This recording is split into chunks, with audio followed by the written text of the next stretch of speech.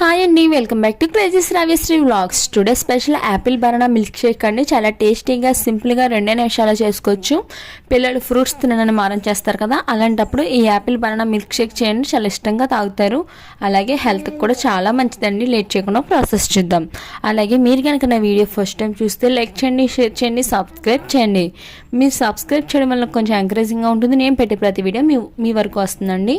ముందుగా ప్రాసెస్ చూద్దాం. ఒక మిక్సీ జార్ తీసుకుని అందులో చిన్న సైజుగా కట్ చేసిన యాపిల్స్కాయ ముక్కలు, అరటిపండు ముక్కలు, కొంచెం ఐస్ క్యూబ్స్, కొంచెం పంచదార, కొంచెం పాలు వేసి ఈ విధంగా ఫైన్గా గ్రైండ్ చేసుకోవాలండి.